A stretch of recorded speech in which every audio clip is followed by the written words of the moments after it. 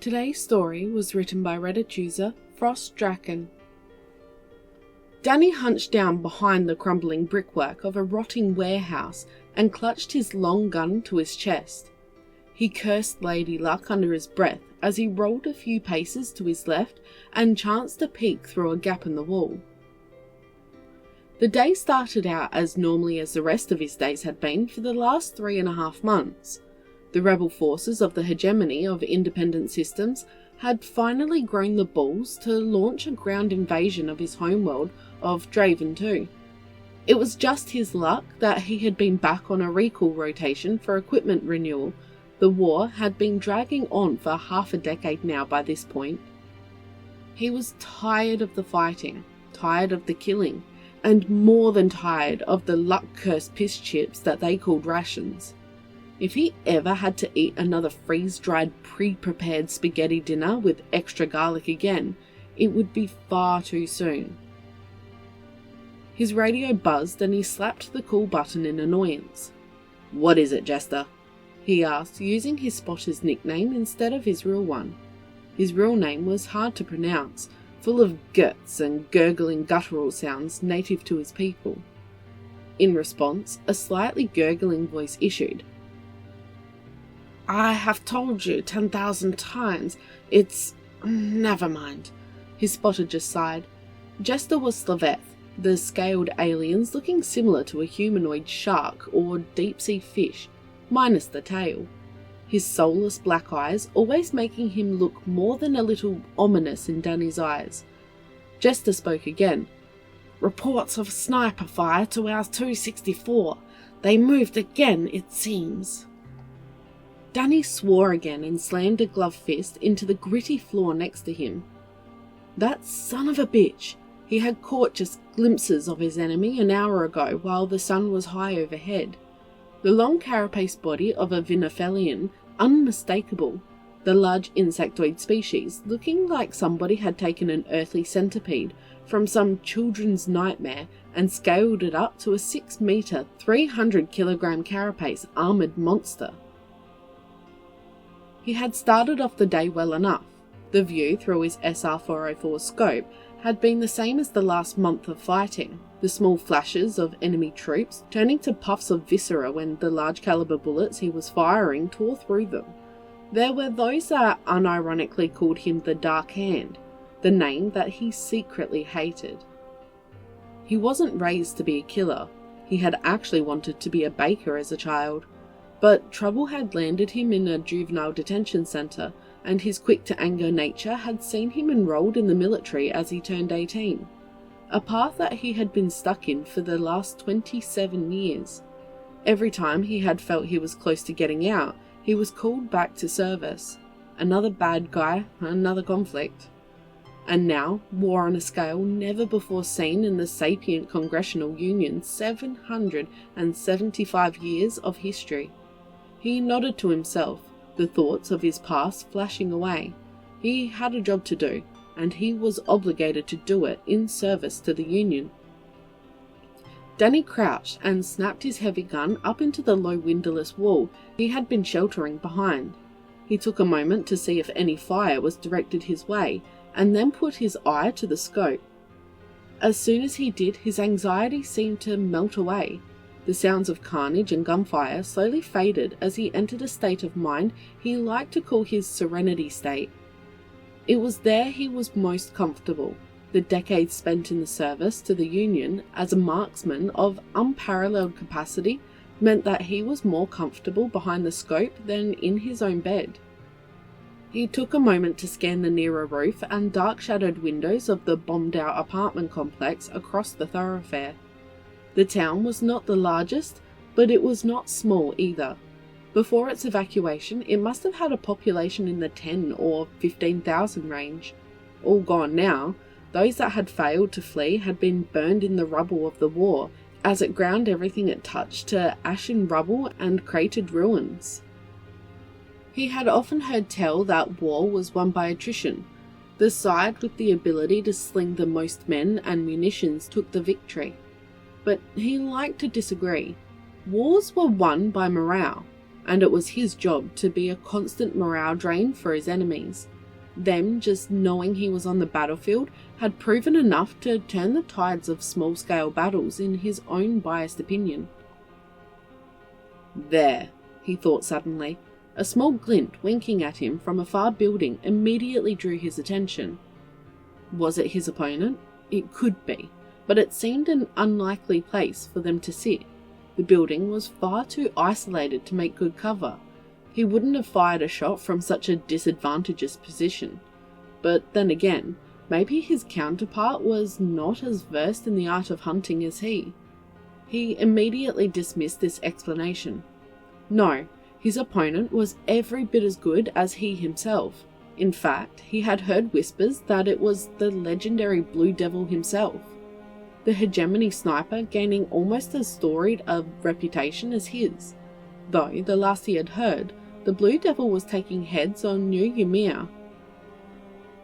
That was far to the galactic west, nearly 900 light-years from the Draven system. Whatever the case, he needed to focus. He refined his scope zoom and looked closer. The figure he saw didn't look like a Vinifelian. Instead, he could make out a faint trace of pink skin on a somewhat lanky figure. A Nerevith then? Danny adjusted his shot for windage and fired. The 220-metre shot, child's play for his skills. As he had expected, his shot was true, the distant figure jerking as a small cloud of blue erupted from their torso before they dropped like a sack of flour. He was about to search for another shot when the short hairs on the back of his neck seemed to stand on end. He threw himself to the side, and it was lucky he did so, as not a millisecond later, a brilliant blue bolt flashed through the space his head had only just vacated. He rolled to the right as the distant crack of the shot was heard. Part of his mind noted the disparity of 2.8 seconds.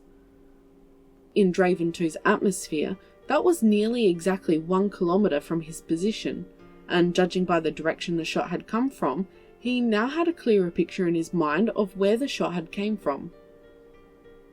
He had been able to recognise the sound of his opponent's gun after the second hour of their duel.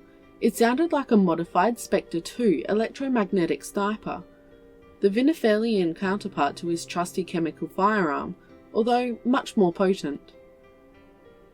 The main issue with the weapons was the fact that they were so remarkably heavy, most species in the Union could not even heft them reliably.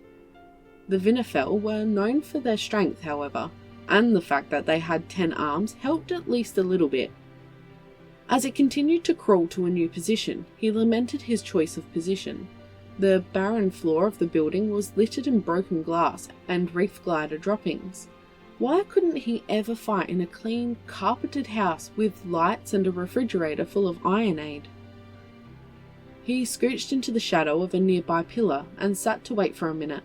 As he did so, his radio buzzed again. He answered it and almost immediately spoke reassuringly. "Yes, Jester, I am fine. I know where the shot came from, but I don't have a good spot to take a counter shot from. I need a distraction." A pause, followed by a small sigh, greeted him. The slightly gurgling voice of his spotter fizzed through the poor connection. "That's good news. I was going to tell you that I saw their shot. They might be a quick pup of sludge, but that gun of theirs makes far too obvious a contrail of ionized air, making it easy to pinpoint their last firing location." Danny smiled at his friend's reply. It was true. His gun might be considered many hundreds of years behind in raw technological development, but it had something that he valued. Unlike a laser, plasma bolt, or electromag projectile, his own bullets travelled through the air with no tell at all, virtually invisible in comparison to more high-tech options. Sure, the muzzle flash of his gigantic sniper was a problem, but he had a flash suppressor equipped to mitigate that as much as possible. No. His real problem was the fact that his human reflexes were no match for the lightning-quick movements of his opponent. He wouldn't win this duel with speed or skill. he would have to rely on years of experience to outwit his opponent, get them to make a mistake. He looked around and smiled as he spotted a large piece of glass, and an idea started to form in his mind. He lunged for it and scrambled back to the corner of the wall. He wasn't sure how much of an elevation advantage his opponent had on him, and had to assume they could see down into the room he was in. He carefully set the piece of glass up at an angle, on the wall next to the pillar he was on. He made sure to angle it towards the suspected location of his opponent, his EVHUD goggles allowing him to see what Jester saw in real time. Using this information, he moved a half-dozen meters to the side and pulled out a handheld laser rangefinder from his belt. Setting his gun up against the wall in a nearby position, he shined the laser on the glass, hoping his plan would work the way he intended. Almost a second later, he jerked as a white-hot streak smashed the pane into glass dust.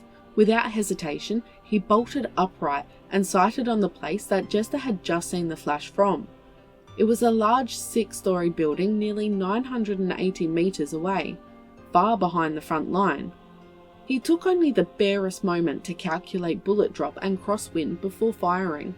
He wanted to watch the shot, but he knew in his heart that it was a mistake. His hesitation would cost him though, as another brilliant streak would reach out towards him from that distant tower, his opponent already firing on him before his shot had even crossed the gap. Danny managed to jump aside, but his gun was not so lucky. The bulky SR-404 was smashed to pieces by the incredible power of his enemy's weapon. Danny hit the ground painfully. He could feel shrapnel embedded in his chest rig and shoulder, but nothing felt critical. Instead, he watched a replay of the feed from Jester's point of view. He saw the tiny pinprick of his enemy as they fired, and then smiled as a moment later a puff of red indicated a solid hit. He couldn't be sure if it had been a kill shot though, and instead reached for his radio while rolling onto his back with a groan. "Jester, I think it's time to take a little bit of a break." His spotter just replied stoically, "If you say so, I'll call for medical right away." Danny didn't reply. Instead, he just smiled. He got the feeling that his opponent had not gotten the best of him, and neither had he.